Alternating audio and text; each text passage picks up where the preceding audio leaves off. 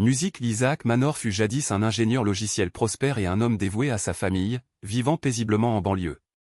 Il avait une épouse aimante, Lydia, et une belle-fille, Tommy, qui était sa fierté et sa joie. L'intelligence et le dévouement d'Isaac lui avaient valu une excellente réputation au travail et dans sa communauté. Cependant, sa vie s'effondra lorsqu'il découvrit la liaison de Lydia avec le shérif Peter Ramsey, un homme de loi corrompu. La trahison dévasta Isaac, mais le pire était à venir.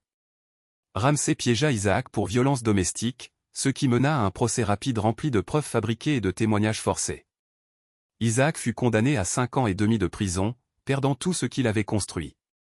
Après 5 années éprouvantes, Isaac fut libéré. À la porte de la prison, il vit son ancienne femme, sa fille, les grands-parents de celle-ci et son frère l'attendre. Préférant les éviter, Isaac demanda à un garde une autre sortie, citant une ordonnance restrictive. Le garde, comprenant la réticence d'Isaac, le conduisit à travers un labyrinthe de couloirs jusqu'à une sortie dérobée.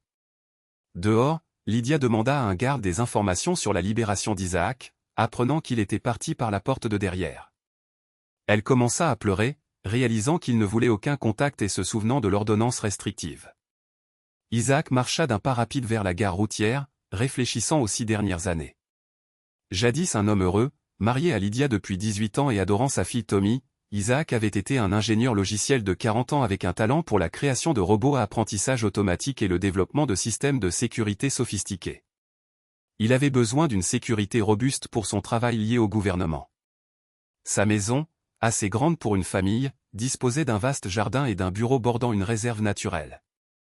Isaac avait construit sa maison à 20 ans, avec l'argent qu'il avait gagné en développant un moteur de recherche Internet à succès.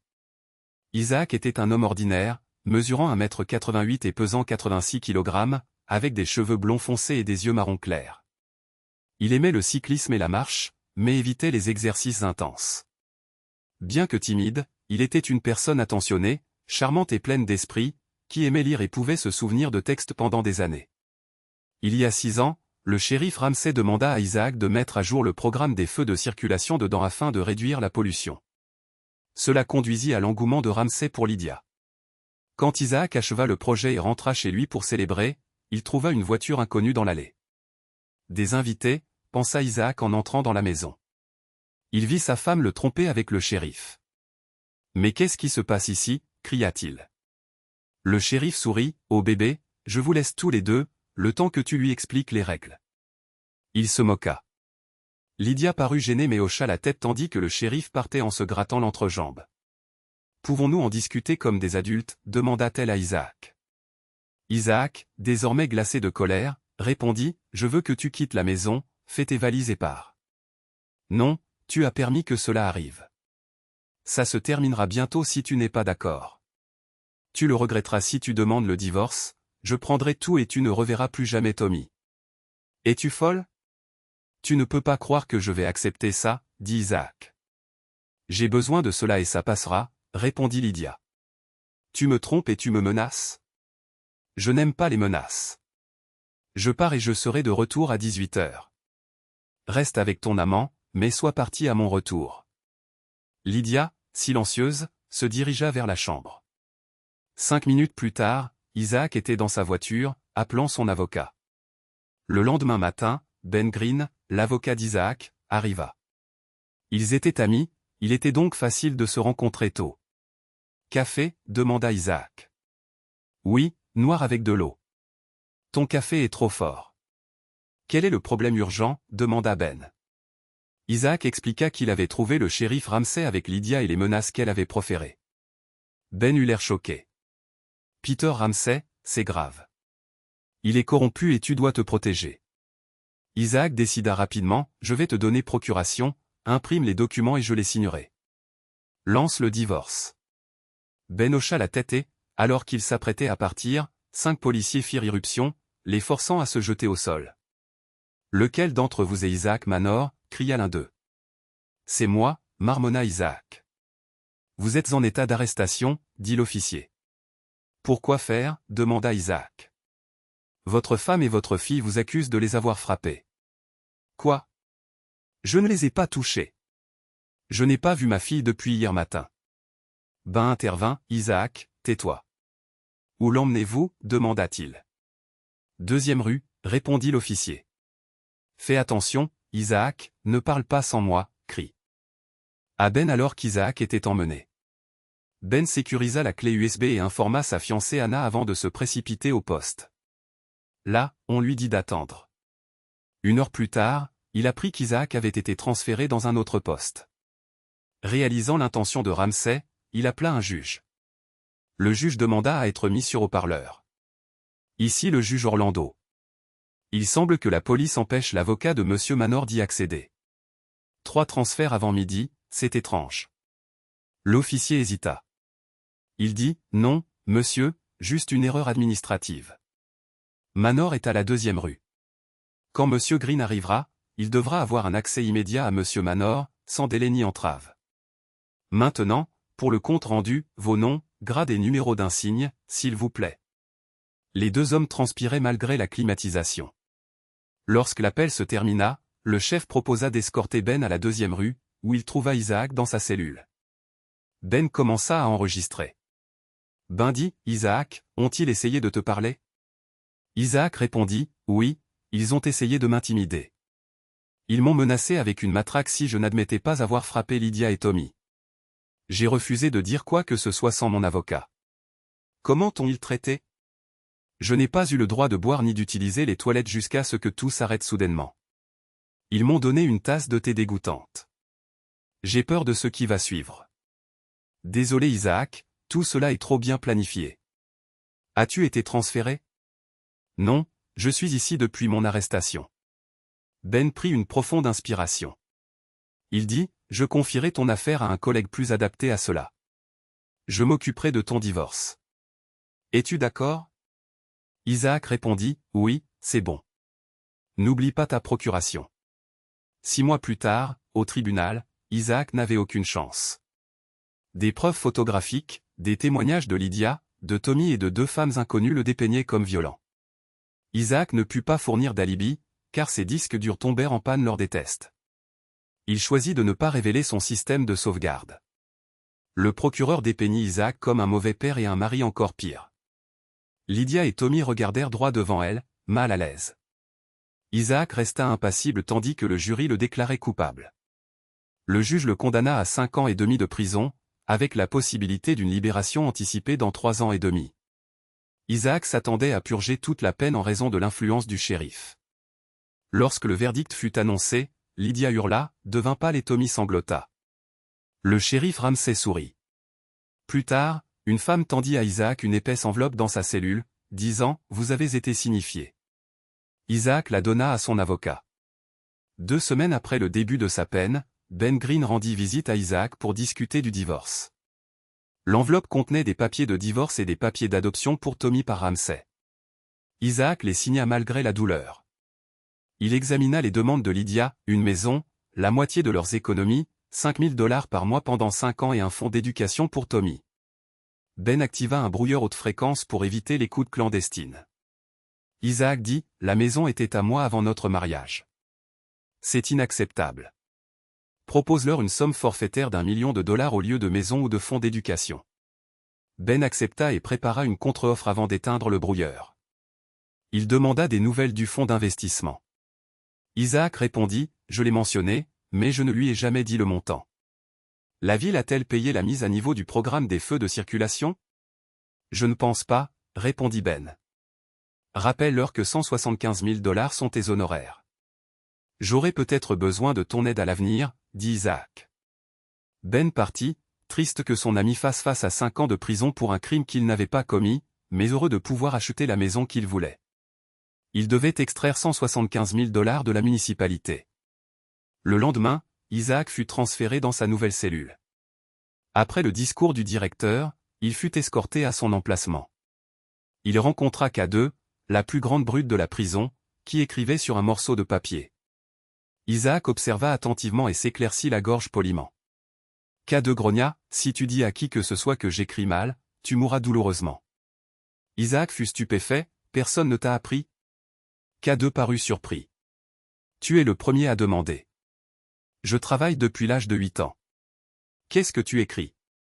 Désolé d'avoir demandé, s'enquit Isaac. Une lettre à ma grand-mère. Son 87e anniversaire est la semaine prochaine, répondit K2. Puis-je aider? Si tu dictes, je peux écrire, proposa Isaac. Non, je veux l'écrire moi-même. Quand j'aurai fini, tu pourras la réécrire, dit K2. Bonne idée, s'exclama K2 en frappant Isaac à l'épaule. Attention. Veux-tu apprendre à lire et à écrire? Je peux t'apprendre, suggéra Isa. Assez. Les larmes montèrent aux yeux de K2. Oui, mais ne le dis à personne, chuchota Théil. Isaac répondit rapidement, pourquoi le ferais-je? Tu essaies et cela mérite de l'aide. Je m'appelle Isaac. Comment t'appelles-tu? Je suis Fabian Small. Ne ris pas, mais tout le monde m'appelle K2, admit Fabian. K2 est la deuxième montagne la plus haute et la plus dangereuse. Sois à la hauteur de ta réputation, Fabian, sourit Isaac. La glace était brisée. K2 dicta sa lettre et Isaac l'écrivit en lettres capitales pour qu'il puisse la copier. Les leçons commencèrent peu après. 2 semaines plus tard, Isaac fut appelé à une visite. Il ne s'y attendait pas, son frère l'avait renié et Ben n'était pas attendu avant la semaine prochaine. Dans la salle de visite, Isaac vit son épouse bientôt ex et sa fille, avec un garde derrière lui. Il dit avec dérision, « Vous êtes ici pour vous amuser? Voici votre chance. » Il se tourna vers le garde, « J'ai fini, ramenez-moi à ma cellule. » Il entendit Lydia pleurer, « Isaac, s'il te plaît, attends. » Il s'éloigna, la porte claquant derrière lui. Isaac demanda au garde, « Puis-je empêcher de futures visites de leur part? Ils ont une ordonnance d'éloignement contre moi mais viennent me narguer. » Le garde dit qu'il en parlerait au directeur. Ben et Isaac se rencontrèrent dans une petite salle de conférence. Ben sortit un brouilleur de bruit. « J'ai une proposition de divorce modifiée, dit-il. » Isaac haussa un sourcil. Il demanda, « Plus d'argent? » Non, Lydia renoncera à la moitié de l'argent si elle peut te parler, expliqua Ben. Désolé Ben, dis-lui que je préférerais perdre 500 000 $ que de lui parler, répondit Isaac fermement. Isaac, c'est un refus coûteux, avertit Ben. Je sais, mais ce n'est que de l'argent. S'il te plaît, transmets le message, insista Isaac. Ben soupira. Il dit, d'accord, autre chose que je puisse faire? Isaac sourit. Il demanda, oui, j'ai besoin de livres pour enfants, du niveau débutant au niveau avancé. 2 livres par niveau. La mâchoire de Ben tomba. Il demanda, pourquoi? C'est pour mon compagnon de cellule. Je lui apprends à lire, expliqua Isaac. Ben sourit. Il remarqua, c'est tout toi, Isaac. Je m'en occupe. La semaine suivante, Isaac reçut un paquet de livres, provoquant un émoi parmi les gardiens et les prisonniers. Un garde les déballa, commentant l'intelligence d'Isaac. Isaac haussa les épaules et accepta les commentaires en silence. De retour dans sa cellule, K2 était furieux des commentaires, mais Isaac rit. Il dit, ne t'inquiète pas, nous savons mieux. Commence par ces livres. J'aurai des questions après, alors lis attentivement. Pourquoi lire des livres? Je veux juste lire pour qu'ils ne puissent pas me tromper, grommela K2. Tu te trompes. Lire des livres t'aide à reconnaître les mots et à apprendre plus. Les journaux et les livres peuvent être intéressants. Commence à lire ceci et reste discret, conseilla Isaac. Fabian grommela, d'accord, mais seulement parce que tu m'as appelé ami. Ne sommes-nous pas amis? Isaac tendit la main. La grande main de K2 l'enveloppa. Il confirma, oui, tu es mon premier et unique ami. Isaac pensa que K2 devait avoir vécu une vie solitaire et voulait changer cela. Isaac entra dans sa cellule, contusionné et le visage tuméfié. K2 sauta immédiatement, oubliant son livre. Il grogna, qu'est-ce qui s'est passé? Ma femme veut ma maison. Le shérif Ramsay a envoyé un message, éructa Isaac. Ils continueront à faire ça jusqu'à ce que tu cèdes, avertit K2. Je m'en fiche, la maison est à moi et a une valeur sentimentale, déclara Isaac. K2 demanda une description des agresseurs. Isaac décrivit l'un des 4 hommes avant de se rendre à l'infirmerie. Le lendemain, 4 hommes se retrouvèrent à l'infirmerie, envoyant un message clair, laissez Isaac tranquille. Au cours du mois suivant, K2 se révéla être un apprenant rapide et un lecteur avide. Il commença à référer d'autres détenus à Isaac, qui devint connu sous le nom de Dr Isaac. Bientôt, Isaac eut une classe d'environ 10 prisonniers ayant besoin d'une formation. Au cours d'une leçon, ils discutèrent de la vie après la prison et des difficultés à trouver un emploi. Beaucoup hochèrent la tête, étant retournés en prison plusieurs fois en raison du manque d'opportunités. Cela donna une idée à Isaac. Il demanda à chacun quel genre d'entreprise il voulait créer. Un homme, un boulanger, voulait ouvrir une boulangerie. Isaac lui demanda de rédiger un plan, l'appelant un devoir de maths. K2 dit qu'il voulait travailler dans la sécurité. Isaac sourit, il faut un voleur pour attraper un voleur. Tu es mon chef de la sécurité, K2. Avec sa voix rauque, il accepta. Ils se serrèrent la main. Lors de la visite de Ben, Isaac partagea son idée d'un fonds d'investissement pour que les ex-détenus puissent créer des entreprises. Ben accepta de gérer l'aspect juridique, tant qu'Isaac s'occuperait des finances. Ils se serrèrent la main pour sceller l'accord. Ben mentionna ensuite Lydia. Elle a signé les papiers du divorce. Elle ne veut que la moitié des économies, pas de pension alimentaire. Elle a réalisé qu'elle ne pouvait pas te faire parler. Elle ne réclamera pas la maison ni ne demandera les fonds de Tommy. Voici les documents. Isaac signa les papiers, réfléchissant au changement d'attitude de Lydia. 6 mois plus tard, il était à nouveau célibataire. Le fonds d'investissement que Ben et lui avaient créé fut un succès, aidant de nombreux prisonniers à trouver un emploi ou à créer des entreprises. Isaac était très respecté. Les nouveaux venus qui causaient des problèmes étaient rapidement maîtrisés. Isaac disposait maintenant d'une pièce pour ses leçons, ce qui calmait les prisonniers, facilitant le travail des gardiens. Un jour, une assistante sociale lui demanda « Pourquoi n'êtes-vous pas sur la liste de libération conditionnelle ?» Isaac fut franc, le directeur est ami avec le shérif Ramsey et donne des rapports négatifs. De plus, je ne veux pas de libération conditionnelle. Les hommes de main de Ramsey pourraient me renvoyer en prison.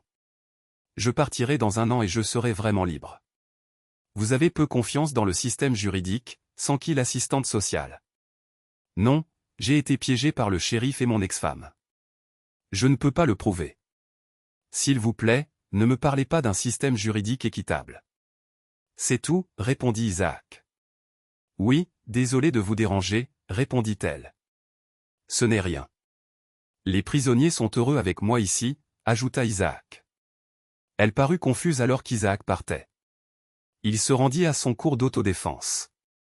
K2 insista pour qu'il apprenne à se battre, soulignant une neutralisation rapide et complète des ennemis. Pendant près de 4 ans, Isaac avait perdu de la graisse et gagné du muscle grâce aux exigences de K2. Après la dernière frappe, K2 commença à lui apprendre à se battre salement, s'assurant qu'Isaac pourrait se protéger. En chemin du gymnase à sa cellule, un garde intercepta Isaac. Le garde dit « Le directeur veut vous voir maintenant. » Bon sang, qu'est-ce qu'il y a maintenant? Suis-je en difficulté, pensa Isaac, sentant son estomac se nouer. Il demanda « Dois-je me doucher d'abord ou puis-je y aller comme ça ?» Le chef a dit « Maintenant. » Vous pourrez vous doucher plus tard, répondit le garde. 5 minutes plus tard, Isaac fut autorisé à entrer dans le bureau du directeur. Le directeur congédia le garde et regarda Isaac. J'aurais aussi bien pu prendre une douche, pensa Isaac, mais resta silencieux. Le directeur demanda, j'ai entendu dire que vous vous y connaissez en informatique, est-ce vrai? Dans une vie antérieure, j'étais programmeur, monsieur, répondit Isaac. Êtes-vous doué en informatique? Continua le directeur. Isaac sentit quelque chose de louche. Si c'est un problème logiciel, je peux probablement le réparer. Le matériel est moins probable. L'ordinateur va bien. Maintenant, commencez à chercher le problème, dit le directeur en quittant le bureau. Isaac, s'attendant à un piège, commença à vérifier l'ordinateur. Il trouva un enregistreur de frappe dans des fichiers problématiques mal cachés. Le problème était simple à résoudre pour lui, mais il prévoyait de l'utiliser comme levier. Lorsque le directeur et le garde revinrent, ils semblaient déçus. « Avez-vous trouvé le problème ?» demanda le directeur. « Oui, monsieur. »« Mieux vaut en discuter en privé, » répondit Isaac. Le directeur congédia le garde et Isaac dit « J'ai trouvé des vidéos illégales et un enregistreur de frappe sur cet ordinateur. Il y a aussi un verre qui endommage vos fichiers. Vous pouvez affirmer que je les ai téléchargés, mais les journaux du FAI prouveront que je n'ai pas utilisé Internet. Je peux réparer ça, mais j'ai besoin d'une confirmation écrite que je ne suis pas responsable et d'un accès illimité à Internet. Le directeur, réalisant que son piège avait échoué, accepta à contre-cœur. Qui est votre avocat? Une semaine plus tard, Isaac travaillait sur l'ordinateur la nuit, désactivant l'enregistreur de frappe et cachant les vidéos illégales là où seul un programmeur qualifié pourrait les trouver. Il installa ses programmes de nettoyage et résolut les problèmes de l'ordinateur. Curieux de sa maison, il accéda à son système de sécurité caché. Il fut indigné de voir le shérif Ramsey superviser des activités illégales là-bas. Isaac y vit sa chance de vengeance. Il écrivit un programme pour surveiller et enregistrer des images en direct de son système de sécurité, s'assurant qu'il fonctionnait parfaitement. Il remplaça l'enregistreur de frappe par une version moins détectable et laissa un problème mineur se reproduire, s'assurant que le directeur aurait à nouveau besoin de lui. 1 an plus tard, alors qu'Isaac terminait, le directeur fit irruption. Il demanda un patième. « ENT, avez-vous terminé ?»« Juste en train de finir, monsieur. »« S'il y a des problèmes, appelez-moi, » répondit Isaac. « Je le ferai. »« Le garde vous escortera de retour, » dit le directeur. « Oui, monsieur, merci, » répondit Isaac. Isaac retourna à sa cellule et K2 remarqua son expression.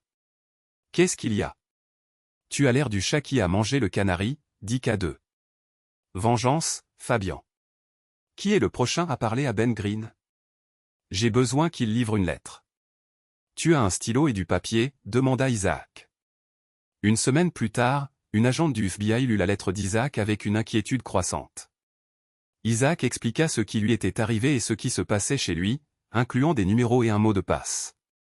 Elle demanda à l'avocat, « Avez-vous le temps pour que notre spécialiste informatique vérifie cela ?» Ben sourit, « J'ai tout mon temps. » L'agent était ravi. Si l'information était vraie, il pourrait enfin mettre Ramsey derrière les barreaux. Les spécialistes informatiques confirmèrent la connexion et ils virent la maison d'Isaac en ruine, avec Ramsey supervisant des activités illégales.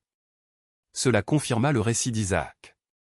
Juste avant la libération d'Isaac, le shérif Ramsey, impoli et bruyant, fut escorté enchaîné. Il remarqua Isaac souriant et lui hurla des menaces. K2 vit Isaac blêmir et regarda Ramsey avec haine. La visiteuse d'Isaac le conduisit à une petite salle de conférence et utilisa un brouilleur de bruit. Elle dit, « Vos informations nous ont aidés à les prendre en flagrant délit. Ramsey passera beaucoup de temps derrière les barreaux. De plus, vous pourriez obtenir une récompense pour avoir signalé sa fraude fiscale. » Isaac fut surpris et reconnaissant, « Merci, le voir derrière les barreaux me suffit. » Ils parlèrent davantage avec Isaac, qui évita les questions sur la manière dont il avait accédé à son système de sécurité. Il avait encore des problèmes avec le directeur à régler. Cette nuit-là, Ramsey fut averti de rester loin d'Isaac et de sa famille. Peu après, Isaac fut escorté hors de la prison par la porte de derrière. Il monta dans un bus, ayant besoin de transport, de communication et d'un endroit où loger. Son réseau d'anciens détenus, commencé avec Ben, l'aiderait. Après un court trajet en bus et une marche, Isaac arriva à un garage où il fut chaleureusement accueilli. « Doc, tu es libre. Tu veux boire un coup ?» demanda l'homme. Isaac sourit, « Non merci, j'ai besoin d'un moyen de transport. »« Que as-tu » L'homme rayonna, « Ben a dit que tu viendrais. J'ai un camion Nissan pour toi. Propre, peu de kilomètres, 4 roues motrices, c'est parfait. »« Combien » demanda Isaac. L'homme fut choqué, « Je ne peux pas te faire payer après tout ce que tu as fait pour moi. »« Non, j'accepterai une réduction, mais rien de gratuit, » insista Isaac. L'homme soupira, Ben l'avait prédit. « On s'arrangera. » Tout en savourant le thé, Isaac attendit les papiers. Il démarra ensuite le camion et se dirigea rendre visite à son vieil ami. Tard dans l'après-midi, il s'installa dans un fauteuil confortable et dit à Anna, la femme de Ben, « Ça fait longtemps que je n'ai pas été assis dans un fauteuil comme celui-ci. » Anna sourit, elle aimait Isaac et savait qu'il était innocent. Elle remarqua son usure et sa fatigue, les rides d'inquiétude sur son visage et ses yeux désormais tristes mais déterminés. Malgré tout, Isaac restait un gentleman. Il lui apporta des fleurs, se souvenant de son mariage avec Ben auquel il n'avait pu assister. Elle dit à Isaac que Ben les rejoindrait bientôt avec des plats à emporter indonésiens, ses préférés. Ben entra bruyamment, « C'est quoi ce vilain camion bleu saphir dans mon allée ?» Il rit en serrant Isaac dans ses bras. « Bienvenue Isaac, si content de te revoir. Isaac hocha la tête, soudainement sans voix. Anna lui tapota le dos. Elle dit, c'est bon, prends ton temps. Isaac secoua ses pensées sombres. C'est une belle maison, commenta-t-il. Le sortilège se rompit. Anna demanda à Isaac, que veux-tu boire? Bière? Juste de l'eau pétillante. Je n'ai pas bu d'alcool depuis 5 ans et demi et je veux que ça continue comme ça, répondit Isaac. Anna servit le dîner puis fit une pause avec un plateau de nourriture délicieusement parfumé. Elle dit, ce soir est pour la célébration. Demain, tu pourras mener tes batailles. Compris? Les deux hommes acceptèrent. Cela marqua une soirée très agréable, la première fois en presque 7 ans qu'Isaac se sentait calme et détendu. À la fin de la soirée, Ben informa Isaac qu'ils avaient une chambre d'amis prête pour lui. Isaac, gêné, dit, je peux rester à l'hôtel. Anna insista. Elle dit, tu dormiras ici. Demain, nous visiterons ta maison ensemble. Pas d'argument. Isaac céda. Il dit, merci, je suis mort de fatigue. Montrez-moi où dormir. Anna dit fermement. Elle lui rappela, souviens-toi, nous sommes amis. Tu as aidé à payer cette maison avec ton projet de feu de scie. Reculation. Ben te montrera ta chambre. Demain est un nouveau jour. D'un ton plus doux, Anna ajouta. Elle dit, bonne nuit, grand fou. Nous t'aimons. Isaac eut du mal à dormir cette nuit-là, manquant les bruits familiers de la prison, mais finit par sombrer dans un sommeil agité. Le lendemain, Laura Winstead observa les nouveaux venus arriver à la maison, utilisant les jumelles laissées par le FBI. Elle vit un homme mince et barbu sortir d'un camion bleu, regardant autour de lui. Le couple avec lui semblait compréhensif. Ils entrèrent dans la maison après que l'homme eut récupéré un pied de biche dans son camion. Le père de Laura se prépara à aller chercher son fils à l'école. Isaac traversa sa maison en ruine. Tout était détruit. La cuisine était sale, la chambre sentait mauvais et les fils électriques étaient coupés. Tous les objets de valeur avaient disparu. Il se demanda s'il pourrait un jour en faire de nouveau une maison.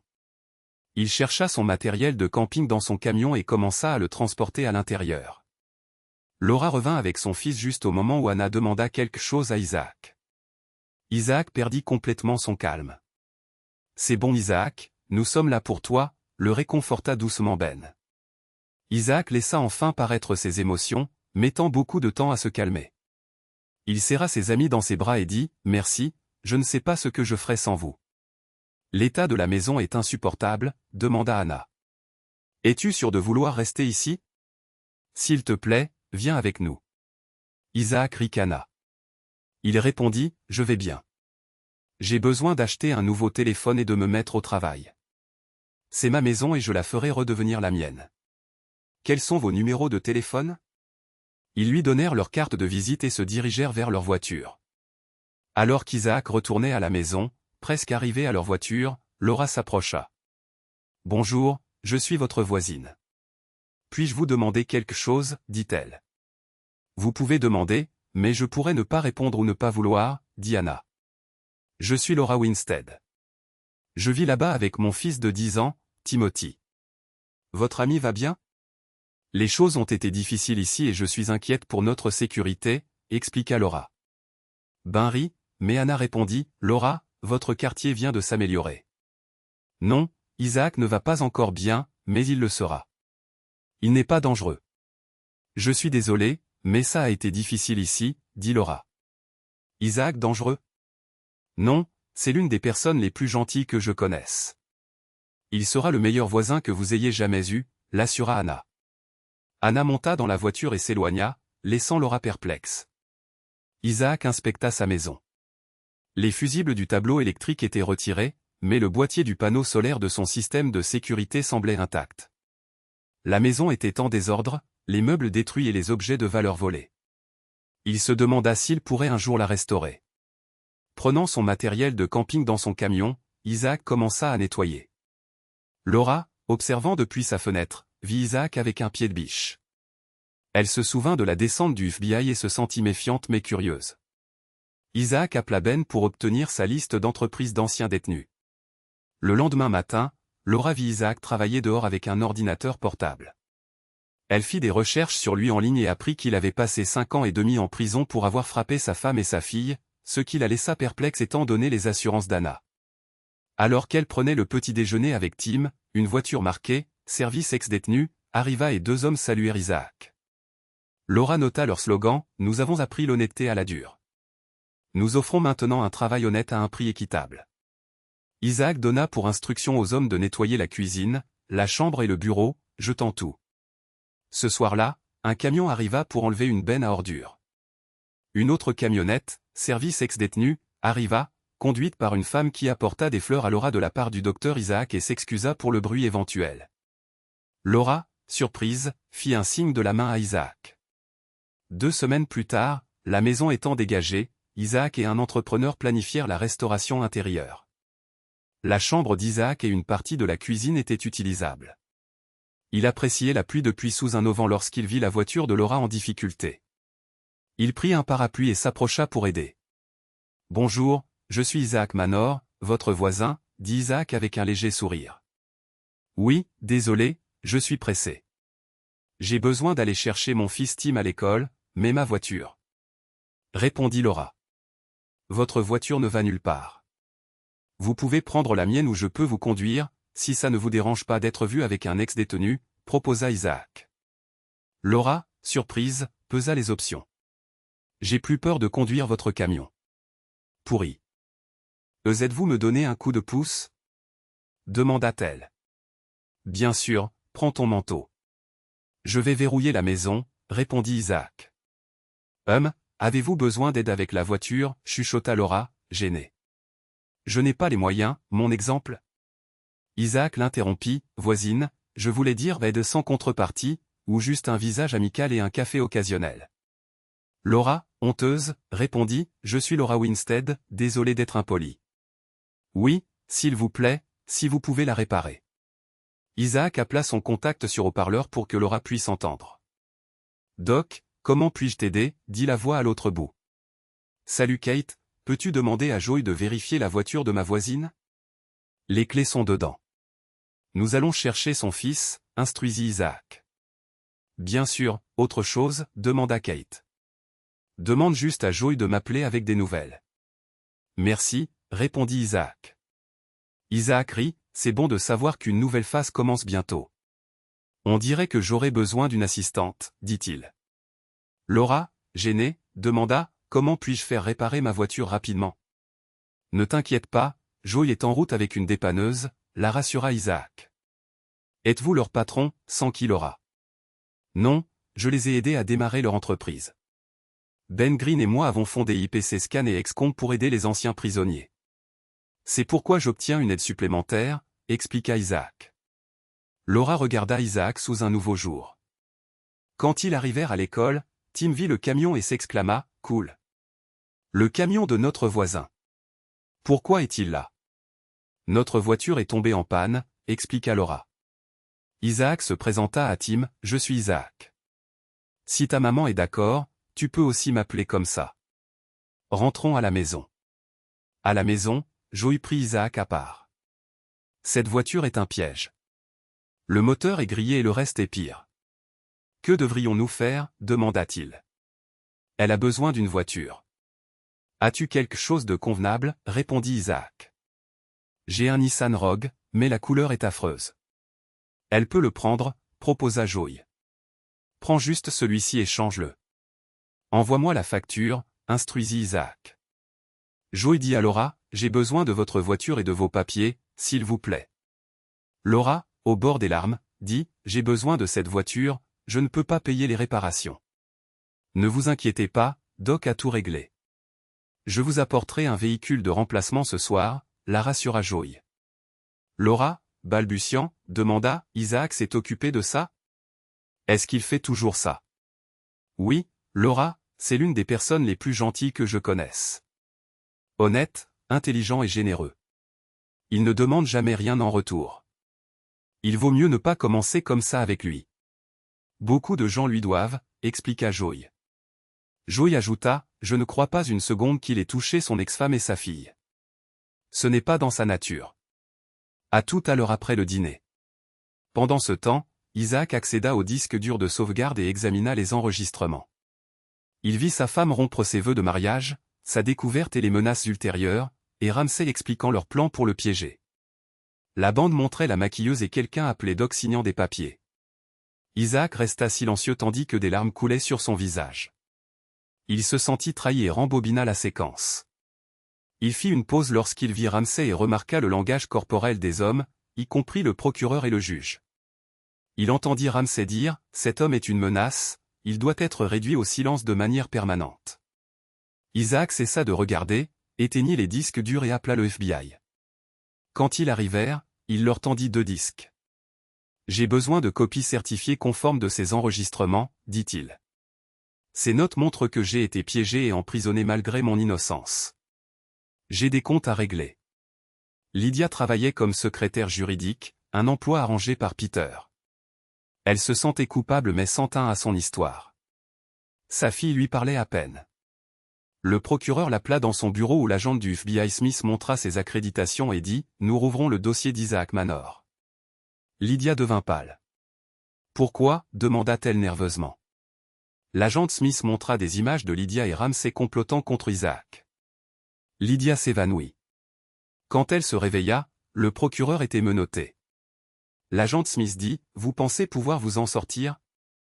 Nous avons des mois d'enregistrement, y compris un complot d'assassinat. » Une semaine plus tard, Lydia avoua. Ramsay fut inculpé de multiples crimes et passerait le reste de sa vie en prison. Lydia fut reconnue coupable de fausses déclarations et de parjure. Isaac fit clairement savoir qu'il ne voulait pas que sa fille se retrouve sans mère. Il alla voir Ben, voulant effrayer Lydia. Ben poursuivit Lydia pour $100 000 pour chaque année où Isaac fut emprisonné. Ramsay fut également poursuivi pour $1 million par année d'emprisonnement d'Isaac, plus des dommages à la maison d'Isaac et à l'environnement. La ville de Dan régla rapidement sa part dans l'incarcération injuste d'Isaac. Ramsay, arrogant, pensa que le procès n'aurait aucune conséquence. Son avocat mit peu d'efforts dans l'affaire. La cour statua en faveur d'Isaac et Ramsay perdit sa fortune, qui fut versée dans un fonds fiduciaire pour Isaac et la société d'investissement de Ben. Lydia était terrifiée par le procès d'Isaac. Elle perdit son emploi et risquait de perdre sa maison. Elle fut isolée en prison, ignorée par les autres détenus. Un garde lui raconta cyniquement un programme d'investissement lancé à cause de ses actions contre Isaac. Ramsay, apprenant qu'Isaac avait reçu $5 millions plus $500 000 pour les rénovations, hurla « Je vais liquider Isaac ». Moins d'une semaine plus tard, des visiteurs vinrent le voir la nuit, pas aussi doux qu'avant. Isaac était sorti de prison depuis 1 an. K2 le rejoignit et ils devinrent des amis proches. La maison d'Isaac fut restaurée, bien que minimalement décorée. Il acheta discrètement toutes les maisons à vendre dans l'impasse. Par une nuit orageuse, il vit Laura et Tim blottis dans l'embrasure de la porte, mouillés et tremblants. En colère, il attrapa 2 imperméables et courut en bas. « Qu'est-ce que vous faites ? » « Vous allez geler » cria Isaac. « Tenez, mettez ça et entrez. » Laura voulut d'abord refuser, mais après avoir regardé Isaac, elle décida sagement de se mettre en sécurité dans la maison d'Isaac. Elle baissa les yeux et dit doucement « Je suis désolé, j'ai paniqué. » Isaac se calma et répondit doucement « Désolé d'avoir crié, j'étais inquiet. »« Qu'est-ce qui s'est passé ? » « Le panneau électrique a explosé, » expliqua Laura. « D'accord, quelqu'un viendra le vérifier demain. Restez ici ce soir. Je vais vous installer des lits pour toi et Tim. » Pas d'objection, insista Isaac. Isaac trouva des t-shirts et montra à Laura la salle de bain pour les douches chaudes. Installant son téléphone à clapet dans le bureau, il entendit Laura dans l'embrasure de la porte et remarqua sa silhouette. Gêné, il demanda « Vous avez besoin de quelque chose ? » « Oui, grand idiot, j'ai besoin de te remercier. Puis-je t'embrasser pour te souhaiter bonne nuit ?» Laura l'embrassa sur la joue et demanda « Pourquoi ton ex t'a-t-elle quitté et t'a-t-elle si maltraité ?»« Je ne sais pas, de toute façon, elle est derrière les barreaux maintenant, » répondit Isaac. Laura rougit et courut s'habiller. Quand elle revint, Isaac expliqua « J'ai conçu des systèmes de sécurité de secours cachés. Le système externe a révélé des activités illégales, menant à la chute de Ramsay. Le système interne contenait des preuves de mon innocence. » Il envoya Laura se coucher en disant « Nous avons une journée chargée demain. » Le lendemain matin, un entrepreneur inspecta la maison de Laura avec K2. Isaac présenta Laura à Fabian. Tim serra également la main de Fabian, brisant la glace. À l'intérieur, Fabian chuchota à Laura, « Ne bois pas le café d'Isaac sans eau. » Laura rit, « Je sais, j'ai essayé ce matin. » L'entrepreneur rapporta que la maison de Laura était presque inhabitable. Laura pleura. Isaac agit rapidement. K2, installe une serrure sur la porte de ma chambre pour Laura et donne-lui les clés. Qui est ton propriétaire? Isaac instruisit. Mon ex, sanglota Laura. Il ne veut pas me vendre la maison. Isaac instruisit, K2, gère ça aussi. Laura demanda, pourquoi une serrure? Les voisins pensent toujours que j'endommage les femmes. Quand travailles-tu aujourd'hui? Répondit Isaac. Je n'ai pas besoin de travailler. Ils me paient des miettes et veulent 150% de moi. Je peux à peine joindre les deux bouts et je ne peux pas trouver un autre emploi à cause de mon ex, expliqua Laura. Quel est ton métier? Demanda Isaac. J'ai étudié l'organisation et les affaires. Maintenant, je travaille comme secrétaire, répondit Laura. Isaac, qui appréciait Laura, réalisa qu'il avait besoin d'une secrétaire. Il demanda, voudrais-tu travailler pour moi à temps plein ici ou de chez toi une fois qu'elle sera rénovée? Laura rougit. Je n'ai pas de référence et j'ai besoin de m'occuper de Tim. Isaac ajouta, tu peux travailler ici, je vais aménager une chambre pour Tim et l'aider avec ses devoirs. Décide-toi, cela nous bénéficiera à tous les deux, dit Isaac doucement. Laura, surprise, demanda, tu m'aimes? Pourquoi pas? Si tu n'étais qu'une colocataire, tu serais dans une location maintenant.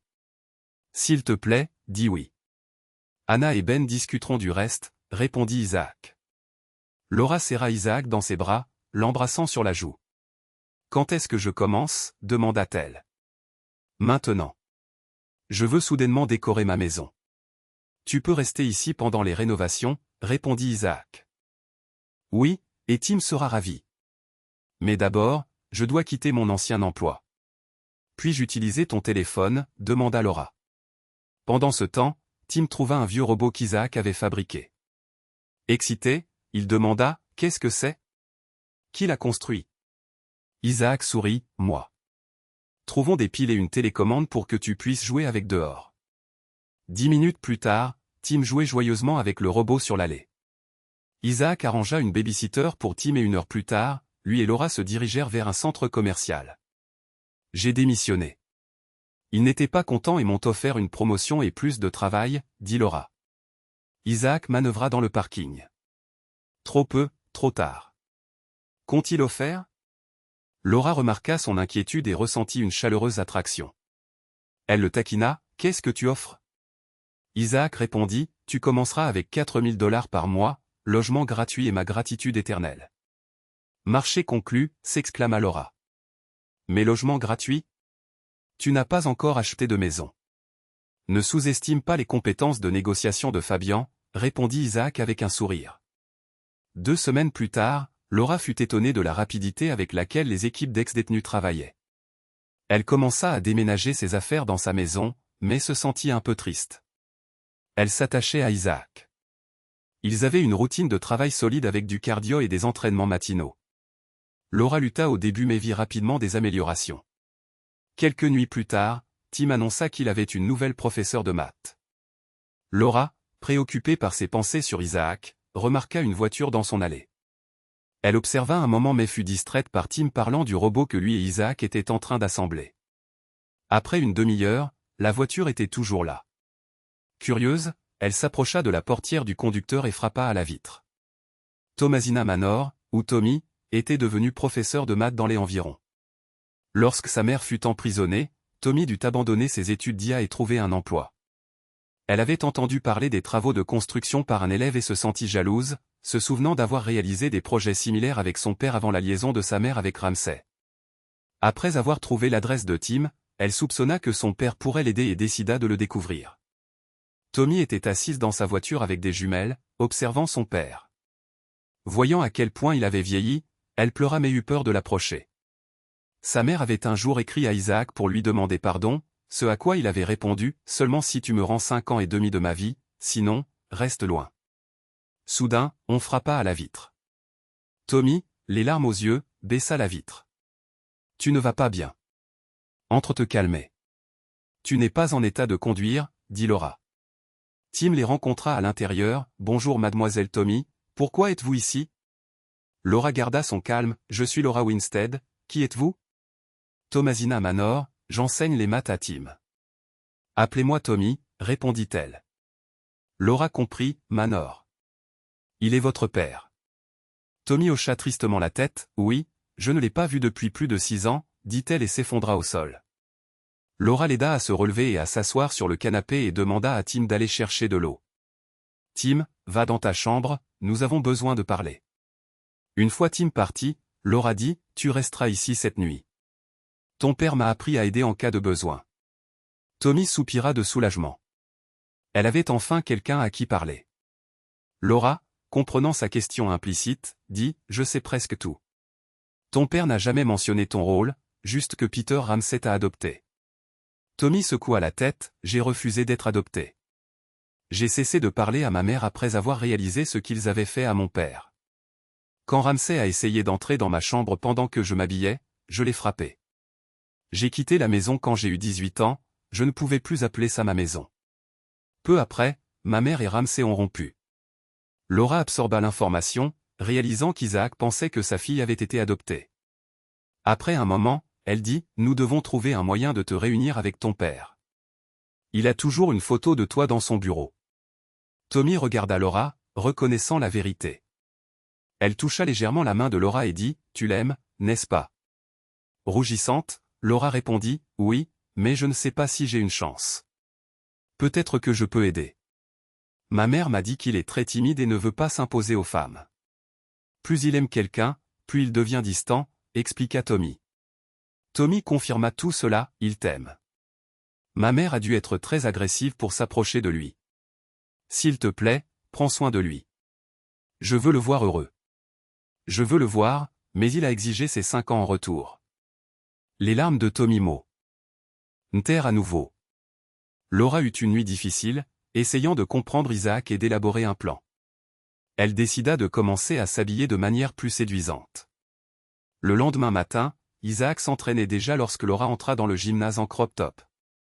Isaac, agréablement surpris, remarqua sa perte de poids. À mi-parcours, Laura testa l'affirmation de Tommy, puis-je prendre ma journée? J'ai besoin de me détendre et d'acheter de nouveaux vêtements. Tim est à l'école jusqu'à 17 h, dit Laura. C'est une bonne idée. Puis-je me joindre à toi? J'ai aussi besoin d'une pause, s'exclama Isaac. Laura fit semblant de réfléchir, j'aimerais bien. Tu peux m'aider à choisir. L'expression d'Isaac changea, es-tu sûr? Tu sais que je suis aussi ton employeur. Oui, mais tu es aussi un cher ami, répondit-elle en l'embrassant sur la joue. Mais une règle, pas de discussion de travail. Isaac sourit, compris. 1 heure plus tard, ils déposèrent Tim à l'école et se dirigèrent vers le centre commercial. Ils prirent un café avant de faire du shopping. Laura dit à Isaac de mettre à jour sa garde-robe pour se débarrasser de son image de détenu. Ensuite, Laura s'amusa à taquiner Isaac dans un magasin de lingerie. Elle admirait sa silhouette qui s'améliorait, sachant qu'Isaac la regardait.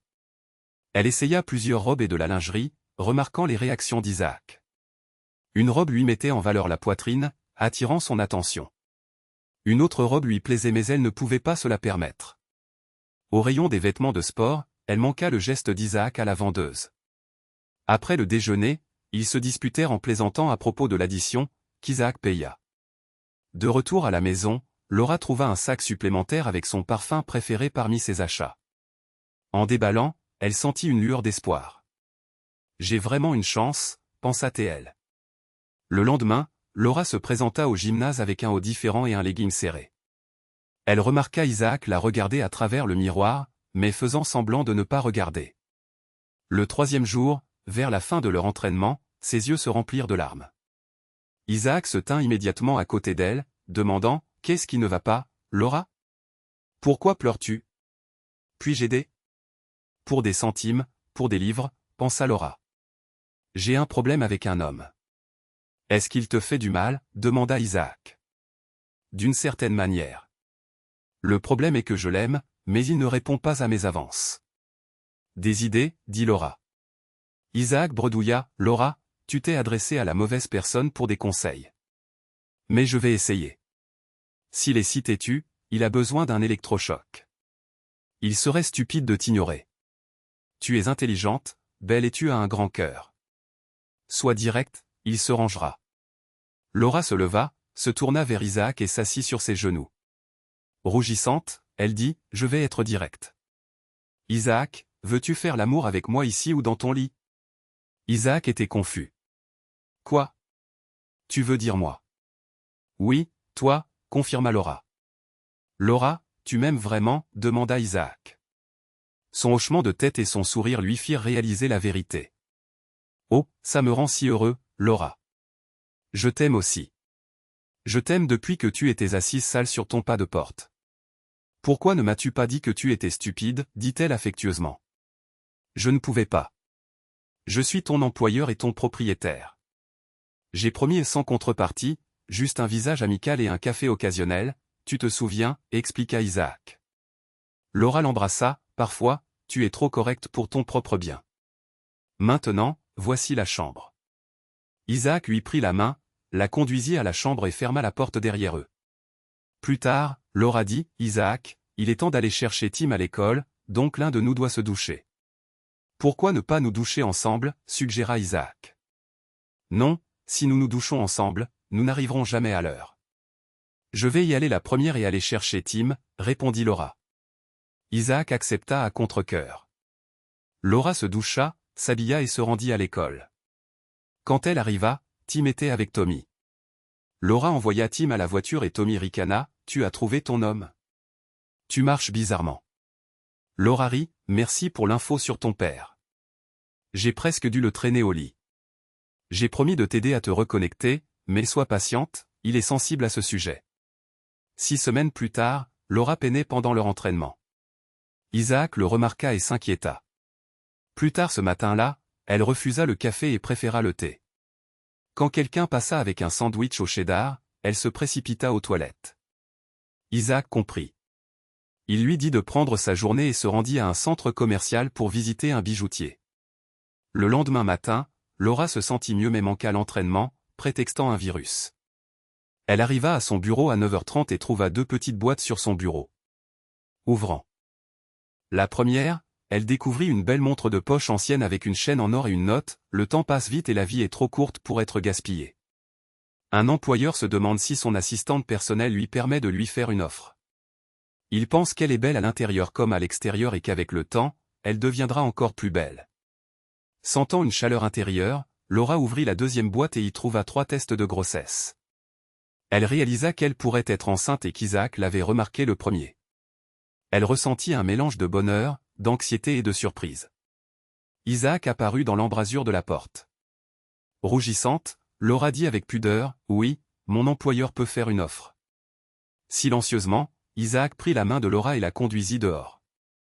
Là, au soleil, il demanda à voix haute, « Laura Winstead, voulez-vous me faire l'honneur de devenir ma femme? » Oui, espèce d'idiot, tu n'avais pas besoin de demander formellement. J'aurais dit oui de toute façon. Ils réalisèrent qu'une centaine de personnes avaient été témoins de la scène, acclamant et applaudissant tandis qu'Isaac lui passait une bague en palladium ornée d'un diamant taille émeraude. « Oh mon Dieu, c'est merveilleux !» s'exclama Laura. Tim apporta du champagne et des verres. Isaac dit à Laura, « J'ai parié sur un oui, comme vous pouvez le voir. » Puis il cria aux autres, « Tout le monde peut prendre un verre dans le jardin. » Après la célébration, Isaac et Laura rentrèrent à l'intérieur. Laura, fatiguée par les émotions et les félicitations, s'assit avec Isaac dans le salon, regardant la forêt. Après un moment, Isaac demanda, « Où veux-tu vivre? Peux-tu rester ici ou devrions-nous construire une nouvelle maison? Cet endroit a besoin de rénovation, surtout si tu es enceinte. Et qu'en est-il de ton ancienne maison? » Laura répondit, « J'aime cette maison, elle est spacieuse et lumineuse, avec de heureux souvenirs. Restons ici. Quant à mon ancienne maison, elle est à toi. » Isaac sourit, « Quand Fabian l'a achetée, je l'ai réenregistrée à ton nom, donc c'est ta décision. Connais-tu quelqu'un qui voudrait y vivre ou devrions-nous la vendre? » Laura réfléchit rapidement. Isaac serait d'accord avec n'importe quoi en ce moment, alors elle voulait être prudente. « J'ai besoin de réfléchir. Je connais peut-être quelqu'un. Le lendemain, après avoir cherché Tim, Isaac et Laura discutèrent des changements à apporter à la maison. Isaac suggéra d'ajouter une piscine, un balcon et une extension pour Tim. Il demanda si Laura avait trouvé une candidate pour sa maison. Elle hocha la tête et prit une profonde inspiration. « J'ai quelqu'un en tête, mais s'il te plaît, écoute et réfléchis avant de répondre. La nouvelle professeure de maths de Tim a besoin d'un logement. Sa maison est en cours de saisie. » Isaac demanda, « Quel est le problème ?» « Elle s'appelle Thomasina Manor. »« Elle est ta fille, » révéla Laura. Isaac fut stupéfait, « Quoi ?» Laura lui tint les mains et expliqua, « Tommy n'a jamais su ce qu'ils t'ont fait. Ramsay a déformé son témoignage. Elle a essayé de te voir et de te libérer, mais a été bloquée à chaque tournant. Tommy a même frappé Ramsay. » Fabian a confirmé son histoire. Le visage d'Isaac traversa toute une gamme d'émotions. Finalement, il chuchota, « Pauvre fille. Que faisons-nous maintenant ?» Laura l'embrassa, « Ramsay paiera, mais ne fait rien d'illégal. Nous attendons un enfant. » Les 3 tests étaient positifs. « Je ne veux pas que tu retournes en prison. »« Je ne ferai rien d'illégal, mais qu'en est-il de Tommy ?» demanda Isaac. « Laisse-moi faire. »« Peux-tu prendre un Uber pour rentrer ?» suggéra Laura. « L'entrepreneur peut me ramener. »« Il travaille sur les devis pour la maison », répondit Isaac. Laura sourit, « Tes idées sont géniales. Je te fais confiance. Je vais chercher Tim et Tommy à l'école. » Tim courut vers Laura qui chuchota, « Peux-tu appeler Mademoiselle Manor ?» Tim revint avec Tommy, qui avait l'air inquiète. Pour apaiser la tension, Laura sourit vivement et dit, « J'ai une maison pour toi. »« Vraiment ? » ?»« Je peux la payer, » répondit Tommy. Laura dit, « Oui, monte dans la voiture et nous allons la voir tout de suite. »« Oui, pourquoi pas ?» Tommy décida de lui faire confiance et monta dans la voiture. Laura la conduisit à sa maison. Quand Tommy la vit, elle était confuse. « C'est votre maison, » dit Laura. « Non, je me marie et tu peux te la permettre. Il te suffit de rencontrer le propriétaire. » Tommy devint méfiante, « Je ne coucherai pas avec lui » s'exclama-t-elle. Laura rit, « Non, chérie, il n'y pensera même pas. » Tommy demanda, « Quand puis-je rencontrer ce mystérieux propriétaire et quand puis-je emménager ?» Laura rayonna, « Maintenant et demain. Allons à la maison d'Aak sans grave côté. Tim et moi y vivrons aussi. » Tommy comprit enfin. Laura observa les expressions de Tommy avec plaisir alors qu'elle assimilait elle. Information. « Votre père ?» demanda Tommy. « Oui, il veut te rencontrer. »« Nous nous marions et nous avons un bébé » dit Laura joyeusement. Tommy ressentit un mélange d'excitation, de peur et de surprise. Elle avait préparé des discours pendant des années, mais maintenant, elle ne s'en souvenait d'aucun. Laura prit la main de Tommy et la conduisit à la maison d'Isaac. Tim courut devant et frappa à la porte. Isaac ouvrit et demanda, « Salut mon grand, es-tu seul ?» Tim répondit joyeusement, « Non, maman est venue avec ma professeure de maths. Elle va vivre dans notre maison, n'est-ce pas ?» Isaac regarda les 2 femmes et dit, « Oh, waouh, 2 des femmes les plus belles et les plus importantes de ma vie ensemble. » Alors qu'elle s'approchait, il chuchota, « Tommy, tu es devenue une si belle femme. Puis-je te serrer dans mes bras ?» Tommy vola dans ses bras, sanglotant, « Papa. » Ils restèrent ensemble jusqu'à ce que Laura les appelle à l'intérieur. À l'intérieur, Tommy observa attentivement son père. Il paraissait plus âgé qu'elle ne se souvenait, avec un visage ridé et un physique mince. « Oh, papa, je suis tellement désolé. » Laura l'interrompit, « Vous 2 devriez continuer cette conversation seule pendant que je prépare le dîner. Je suppose que tu restes dîner, Tommy ?» Tommy serra Laura dans ses bras. « Merci beaucoup. Je suis si heureuse. Tout cela grâce à toi, maman. » Laura sourit à travers ses larmes, « Je ferai tout pour rendre Isaac heureux. Maintenant, va parler à ton père. » Isaac et Tommy s'assirent confortablement dans le bureau. Isaac offrit à Tommy une boisson non alcoolisée, expliquant, « Il y avait de l'alcool en prison, mais je n'y ai jamais touché. J'ai décidé de vivre sans. Cela ne me dérange pas si d'autres boivent. » Tommy hocha la tête. « Me proposes-tu vraiment la maison de Laura ? Je vois quelques difficultés. » Isaac rit, « Le seul problème pourrait être l'ordonnance restrictive que ta mère a obtenue contre moi. Je comprends qu'elle ait besoin d'un logement, mais elle doit rester loin de moi. Je ne veux pas la voir dans mon jardin ou sur mon pas de porte. Elle n'est pas la bienvenue ici. Si tu peux vivre avec ça, c'est bon. Je comprends, papa. Ce n'est que le temps qu'elle se remette sur pied. J'ai aussi besoin d'espace et d'intimité. Mon petit ami et moi sommes sérieux et ma mère et moi ne nous entendons plus depuis qu'elle s'est impliquée avec ce vaurien. Isaac répondit, est-elle toujours comptable? Je pourrais peut-être l'aider à trouver un emploi. Elle devrait avoir de l'argent de l'accord, non? Non, papa, elle s'est fait arnaquer par ce vaurien et est complètement fauchée. Elle a dépensé toute sa fortune en compensation. Elle est toujours comptable agréée et conseillère juridique. Maintenant, je vais essayer de lui trouver un emploi, mais ne lui dis pas, je suppose que tu la visites en prison. Tommy hocha la tête. À ce moment-là, Laura annonça que le dîner était prêt. Quelques semaines plus tard, Isaac et Tommy parlaient dans son bureau. Il demanda à Tommy, quand as-tu rendu visite à ta mère pour la dernière fois? Juste avant que je ne déménage ici, répondit Tommy. Souviens-toi, c'est ta mère. Reste en contact.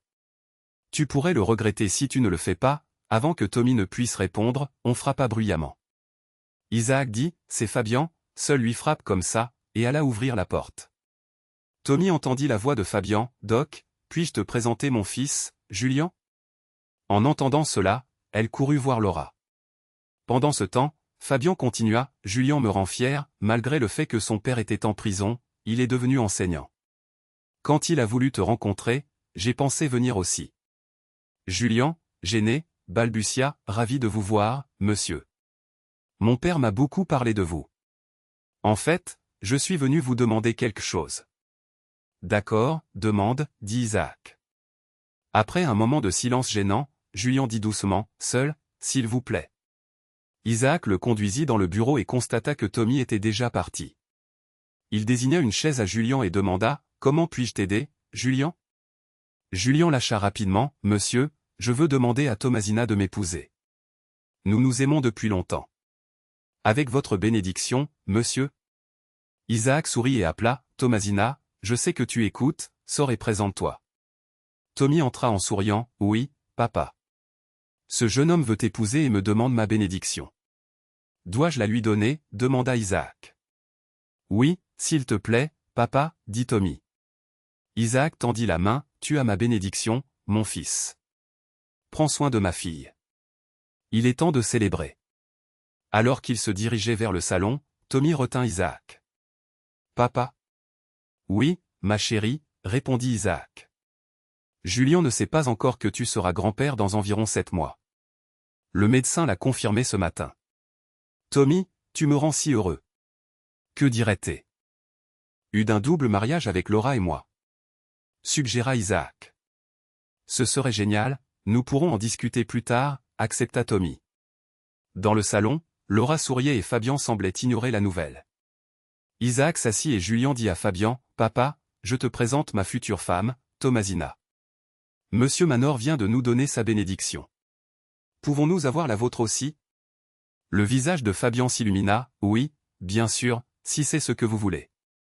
Isaac le serra dans ses bras, maintenant, nous sommes une famille à plus d'un titre. Julien parut perplexe. Tommy dit, oui, tu vas devenir papa. Julien esquissa une petite danse de joie. Tommy expliqua, quand nous avons décidé de rester ensemble, nous voulions avoir des enfants jeunes. La première tentative de Julien fut un succès. Donc, monsieur Small, vous avez une fille et un petit enfant.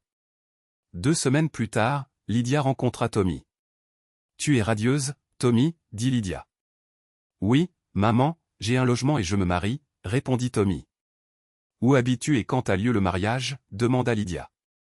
Tommy donna l'adresse et savoura le regard surpris de sa mère. C'est à côté de là où Isaac vivait. Comment peux-tu te le permettre, s'enquit Lydia. Papa y vit toujours, nous nous sommes réconciliés, expliqua Tommy. Lydia demanda, puis-je rester chez toi quand je serai libéré? Je n'ai nulle part où aller. J'ai aussi besoin d'un emploi. Tommy prit une profonde inspiration, tu peux rester jusqu'à la naissance du bébé. J'aurai besoin de la chambre ensuite. Tu as mentionné le service ex-détenu. Ils aident les détenus à trouver du travail. Tu attends un bébé? Pourquoi ne m'as-tu pas dit, s'exclama Lydia. Tommy sentit la colère persistante de sa mère. Maman, papa m'a dit de rester en contact avec toi, sinon je ne l'aurais pas fait. Tu m'as coûté 6 années précieuses avec lui parce que tu étais trop égoïste et lâche pour faire ce qu'il fallait. Je ne comprends pas comment tu as pu tomber sous le charme de Ramsay alors que tu avais papa. Comment as-tu pu faire ça? Lydia fut stupéfaite par l'éclat de colère de Tommy. Elle réalisa qu'elle avait de sérieux problèmes à régler avec sa fille. Elle fut également choquée d'apprendre qu'Isaac avait une petite amie et était passé à autre chose si rapidement. Alors que Tommy partait, l'esprit de Lydia fut ébranlé par ces mots durs. Elle avait quitté Peter lorsqu'elle réalisa qu'elle avait été manipulée et que l'argent avait disparu. Il avait voulu Isaac hors de son chemin pour ses activités illégales, ainsi que pour elle. Lydia avait essayé d'être une bonne mère pour Tommy et pensait que l'hostilité de Tommy n'était qu'une rébellion adolescente. Maintenant, elle réalisait à quel point elle avait blessé sa fille, qui était bien plus attachée à son père que Lydia ne l'avait su. Les mots de Tommy blessèrent profondément et Lydia fut bouleversée que Tommy ne lui ait pas parlé de la grossesse. Elle savait qu'elle avait un long chemin à parcourir pour reconstruire leur relation. Lydia était assise dans sa chambre à la maison de Tommy, ressentant la froideur de l'accueil. Tommy ne l'avait pas serrée dans ses bras, mais avait au moins dit « Bienvenue maman. Tu es notre invité. Voici Julian Small, mon futur mari et le père de notre enfant. » Tommy continua « Tu peux utiliser tout ce qui est dans cette maison pendant que tu cherches un emploi. Il y a un ordinateur portable dans ta chambre. As-tu déjà contacté Excon ?» Lydia baissa les yeux et dit « J'ai essayé, mais il n'était pas intéressé. J'avais l'impression d'être interdite. » Julian nota « Je vais demander à mon père. Il a son mot à dire sur l'embauche chez Excon. » Il s'assura que la demande d'Isaac était que Lydia soit traitée avec respect en prison. « Qu'est-ce que votre père a à voir avec mon ex-mari » demanda Lydia. « Maman, n'essaie même pas, papa ne veut rien avoir à faire avec toi, compris ?» Tommy l'interrompit, son ton plus impératif que interrogateur. Julian expliqua le lien entre Isaac et Fabian, ajoutant une autre pièce au puzzle de Lydia. Elle décida de se reposer, mais espérait secrètement retrouver sa vie avec Isaac. Plus tard, Tommy dit à Lydia qu'elle avait un visiteur. Effrayée, Lydia vit un homme géant dans le couloir. Julian était grand, mais cet homme était encore plus grand. L'homme se présenta, « Bonjour, Fabian Small. Julian m'a dit que vous n'aviez pas reçu de réponse à votre demande d'emploi, n'est-ce pas? J'avais l'impression d'être évité. Vous l'étiez. Votre association avec Peter Ramsay vous mettait en danger. Isaac s'est senti responsable des preuves qui vous ont envoyé en prison. Ramsay vous a menacé, ainsi que ma future belle-fille, nous avons donc dû vous isoler. Maintenant, j'entends que vous cherchez un emploi. Oui, j'étais comptable agréé et parajuriste. Parfait. Mon entreprise, ISB Investissement, a besoin d'un comptable. Nous vous embaucherons pour un mois. Si vous vous montrez compétente, vous obtiendrez un contrat permanent et un logement gratuit. Mais vous ne devez en aucun cas contacter Isaac. Je serai votre supérieur direct. Êtes-vous d'accord? Je n'ai pas le choix, n'est-ce pas? J'accepte. Bien sûr que vous avez le choix, vous pouvez refuser. Lydia fut stupéfaite par la distance d'Isaac, mais demanda à Fabian à ce sujet. La réponse est simple, nous soutenons tous les détenus, mais Isaac ne voudra rien avoir à faire avec vous pour des raisons évidentes. Lydia fut choquée par l'hostilité, mais accepta les termes. Fabian continua, demain, venez avec Julian à notre bureau pour signer le contrat et rencontrer les RH. Nous organiserons également une voiture de location pour vous. Vous pouvez utiliser notre garage pour employés, mais c'est tout pour le mois prochain. Sur ce, Fabian partit, laissant Lydia confuse. Elle se rendit dans sa chambre et remarqua les jumelles. En regardant à travers, elle vit Fabian chaleureusement accueilli par Isaac. Elle ne put pas bien voir Isaac, alors elle posa les jumelles et commença à faire une liste pour reprendre sa vie. Alors que la nuit tombait, Lydia entendit une voiture dehors. Elle se demanda qui cela pouvait être, puisque Tommy et Julian étaient sortis. En regardant par la fenêtre, elle vit une voiture s'arrêter devant la maison d'Isaac. La lumière du Porsche s'alluma et elle vit Isaac et une femme très enceinte aux cheveux bouclés s'enlacer. Même à travers les jumelles, elle pouvait voir les étincelles entre eux. Elle ressentit une vague de jalousie, de colère et de perte. Cela aurait dû être elle avec Isaac. Elle réalisa que ses propres actions avaient causé cela et s'assit, dévastée, espérant qu'il y aurait encore un moyen de retrouver le cœur d'Isaac. À seulement 2 semaines du mariage de Tommy, Lydia essaya d'en savoir plus sur Isaac. Utilisant des jumelles, elle observa ses cheveux argentés, sa silhouette mince et ses interactions avec Timothy. Elle enviait à quel point Isaac était bon avec les enfants. Lydia tenta de faire parler Tommy de l'amante enceinte d'Isaac, mais fut toujours repoussée. Ni Tommy, ni Julian, ni Fabian ne répondirent directement à ces questions. La veille du mariage, Lydia apprit qu'Isaac et Laura se mariaient également, ce qui la stupéfia. Invitée au mariage de Tommy, elle ne pouvait pas refuser, mais la pensée d'assister au mariage de son ex-mari fut un coup à son ego. Réaliser qu'Isaac était passé à autre chose et avait un enfant avec quelqu'un d'autre la fit se sentir stupide. Tandis que les déménageurs transportaient ses affaires à la maison fournie par Essekescan, Lydia se prépara pour le mariage et la célébration à la maison d'Isaac et Laura. Le dîner fut convivial, la nourriture exceptionnelle, et Lydia s'engagea dans une conversation animée sur la musique et le théâtre avec 2 jeunes hommes. Quand la danse commença, Lydia s'assit seule, observant, surprise par la faible consommation d'alcool et la danse traditionnelle. Elle vit Julian l'inviter à danser. Pendant qu'il dansait, elle vit Tommy et Laura parler à Isaac, qui semblait inquiet.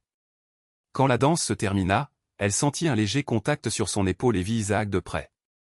Lydia remarqua les yeux tristes d'Isaac et réalisa la souffrance qu'elle lui avait causée. Elle ressentit une profonde honte et une perte de son estime de soi.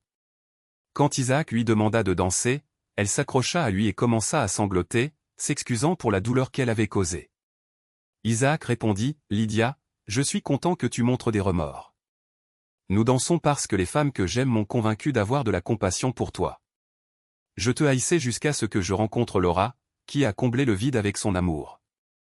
Nous dansons comme des étrangers avec un passé commun. Je ne t'éviterai plus à cause de notre fille et du petit enfant qui arrive bientôt, mais il faudra du temps avant que je puisse t'appeler une amie.